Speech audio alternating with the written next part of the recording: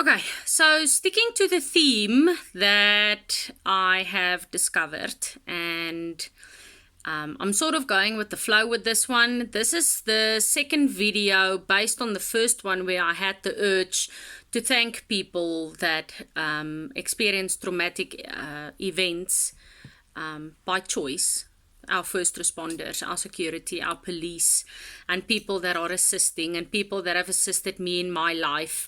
I just want to continue and just want to build on that foundation. So how do we know if we are done experiencing trauma? How do we know that we are on our way to heal the trauma that we have experienced? Out of experience, and then based on the courses that I've done as part of my job, I can firstly, out of personal experience, say that when we can talk about what has happened or what we have experienced or what we have seen without having an emotional reaction to it. So let's use the topic of my husband passing at the accident scene. For many, many months after that experience, that initial trauma, I could not talk about the trauma without having a huge emotional experience. So whether it was anger that manifested or whether it was me bawling my eyes out, that was the symptom that I had to deal with. Now, as I kept on talking about it, as I worked through what I have experienced, it became a memory. So it's a memory that you can recall without having a strong emotional reaction to the thing that you are recalling. If you are having an emotional reaction to what you are recalling, that trauma has not been facilitated.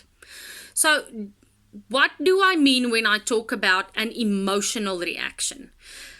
We are sometimes under the incorrect perception that an emotional reaction to trauma has to do with crying, screaming,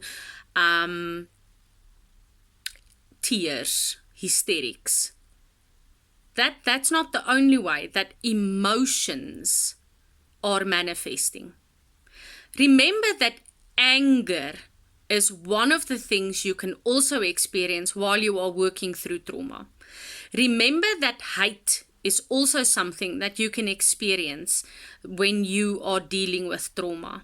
And if you are recalling the incident and you still have a vivid memory, number one. Number two, you have a strong emotional response. Doesn't matter what that emotion is. It's a strong emotional response to what you are recalling. That is a sign that you have not worked through your trauma. If you are one of those people that are in the line of fire on a daily basis, and I'm not referring to bullets being shot at you. You might be a nurse, you might be a paramedic, you might be a doctor, a trauma doctor, you might be a GP. It doesn't matter your job that you do, but if it puts you in a traumatic situation and you have a very strong emotional reaction to what you are recalling, you have not worked through the trauma that you have experienced. Now, in the previous video, I named a few of the professions that came to mind quickly, but I want to just give a shout out to anybody that is walking into a situation that the rest of us would run away from. And sometimes our heroes do not have badges or something to identify them. Sometimes our heroes are just normal people like me and you that goes into a situation and we experience trauma. But the thing is, talk. And if you are in the position to look for people that can help you, do so. do so, because you don't have to carry the emotional turmoil that that incident made in you. You don't have to carry that. There are people that are equipped to assist. And for those of you who don't feel that you need help, because we as human beings are stubborn, aren't we? Yes, we are. I'm okay, I can deal with this, I've got this.